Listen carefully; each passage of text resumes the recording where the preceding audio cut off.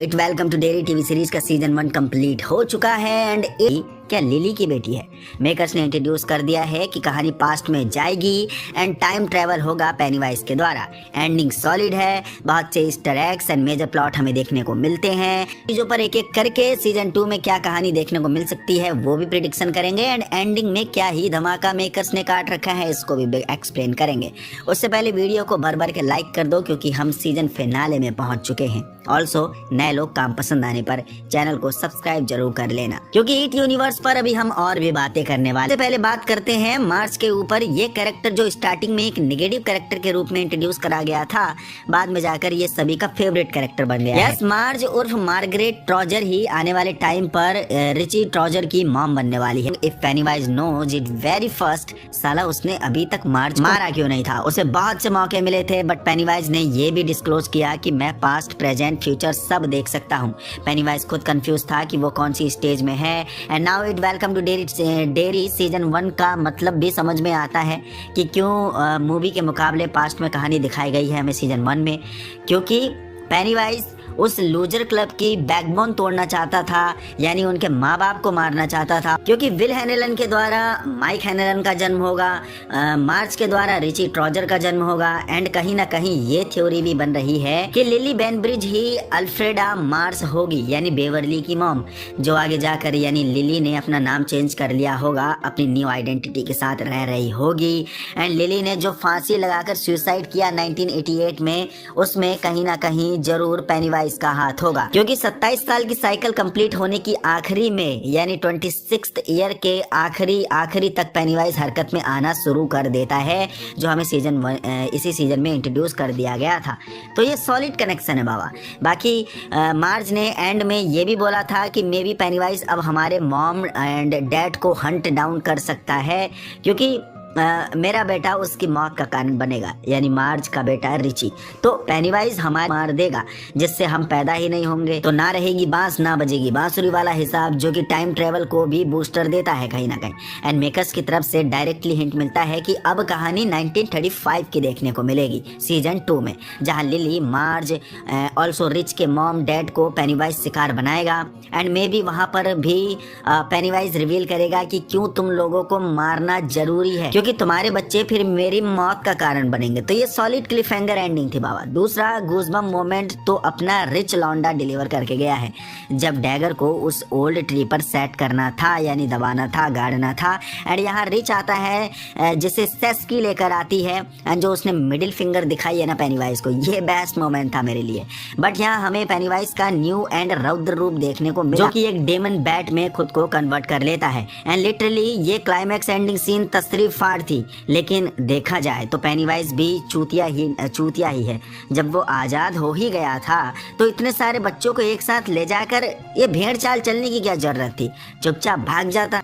खुश था, मैं बहुत खुश था, जरूर बताइएगा नीचे कमेंट बॉक्स पर। जनरल सॉ इतना क्या पागल हो गया था कि उसे पेनीवाइज में ही सॉल्यूशन दिख रहा था, लेकिन हेड्स ऑफ है डिक हैलोरेंट के लिए, जो पेनीवाइज खुद को गॉड एंटिटी समझ रहा था कि साला मैं कुछ भी कर सकता हूँ, किसी भी टाइम में जा सकता हूँ, जो उसने मार्च के सामने भी बोला था, पास्ट प्रेजेंट फ्यूचर मेरे लिए सब बराबर है।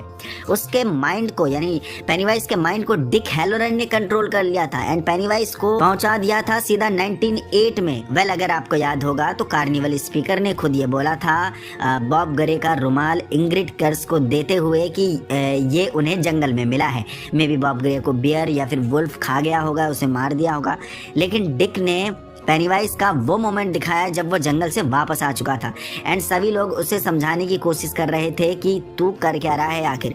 तो क्या डिक ने एक फेक मेमोरी पेनीवाइज के माइंड में बना दी थी, जिससे पेनीवाइज थोड़ी देर के लिए सिचुएशन को ना समझते हुए कंफ्यूज हो गया कि साला ये चल क्या रहा है आखिर। ऑल्सो उस मेमोरी में डिक ने पेनीवाइज को पावर ही नहीं दी थी, वरना इतनी बकैती जो कार्निवल स्पीकर पेनीवाइज के साथ कर रहा था उसके सामने वो उसे चुटकी में उसे मसल सकता था। तो देखा जाए तो डिक कहीं ना कहीं काफी पावरफुल बंदा है। एंड 1935 में एक टाइम पर हमें मे भी ये भी पता चलेगा कि आखिर डिक को ये पावर कैसे मिली है। क्या उसके वन ऑफ द पेरेंट में भी ये पावर थी जो जीन बाय जीन फिर डिक के अंदर आ गई है, ट्रांसफर जेनेटिकली ट्रांसफर हुई है।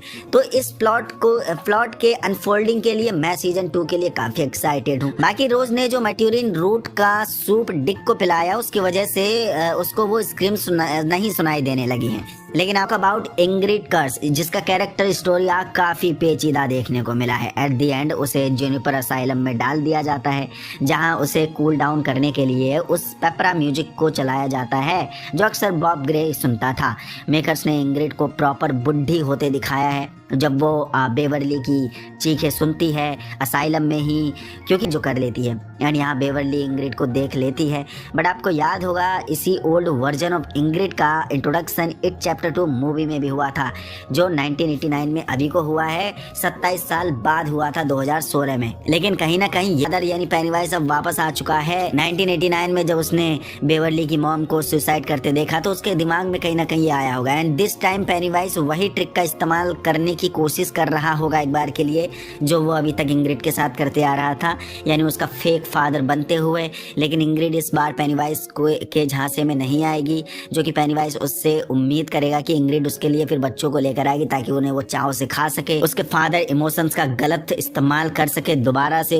लेकिन कहीं ना कहीं वो इस बार पेनीवाइज से डर जाएगी, कौन? इंग्रिड। एंड यही इंग्रिड को नहीं करना था, क्योंकि जैसे ही पेनीवाइज फियर की बू सूंघ लेता है वो अपने शिकार को तुरंत मार देता है। क्योंकि इंग्रिड आज तक उससे कभी डरते नहीं आ रही थी, इसलिए पेनीवाइज उससे खा नहीं पा रहा था या उसके सामने कमजोर ही था, उसका खुल के शिकार नहीं कर पा लेट करने के लिए। सो मे बी ये वाला एंगल इंग्रिड को मारने वाला एंगल सीजन 2 में जरूर दिखाया जा सकता है इन स्टार्टिंग की कैसे इंग्रिड का दी एंड हो। नाउ मैं आपको बता दूं 1935 में जो बिग इवेंट हुआ था जो हमें सीजन 2 में कवर करा जाएगा, ब्रैडली गैंग मैसेकर, जिसमें काफी लोग मारे गए थे एंड वो पेनीवाइज की साइकिल का एंड पीरियड था 1935, जिसके बाद वो पेट भर के खाना खा के सो जाएगा एंड उसके बाद ये 1962 में जगा हुआ है। जैसे सीजन 1 का मेन प्लॉट था ब्लैक स्पॉट फायर इंसिडेंट, जिससे शॉर्ट सर्किट फेलियर का नाम दे दिया गया उनकी मौत के पीछे, और इट चैप्टर मूवी में माइक को इसी ब्लैक स्पॉट लोकेशन का नाइटमेयर आता है। तो next video post credit breakdown video होगी जहां हम ब्रैडली गैंग मैसेकर डिटेल में डिस्कस करेंगे ताकि सीजन 2 की स्टोरी का आइडिया लग जाए कि क्या हमें देखने को मिलने वाला है। मे बी 2 या साल बाद या 2.5 साल बाद हमें अब सीजन 2 देखने को मिलेगा। ऑल्सो लिली एंड मार्ज के पेरेंट्स के को कैसे हिट कर सकता है अपना पेनीवाइज 1935 में, उस पर ही बात करेंगे। Also Pennywise the God being जो खुद को बोलता है, मैट्यूरिन से क्या उसका कनेक्शन है, कैसे मैट्यूरिन गलू को बीट डाउन कर देगा या कर देता है, उससे क्यों डरता है, क्या है कहानी, क्या है कनेक्शन, जरूर देखेंगे, जरूर बात करेंगे डिटेल में, इस पे डिग आउट करूंगा। तो मिलते हैं नेक्स्ट वीडियो में। यहाँ तक पहुंच गए तो आपको वीडियो पसंद आए तो लाइक कर दीजिए, नया हो तो चैनल को सब्सक्राइब कर दीजिए।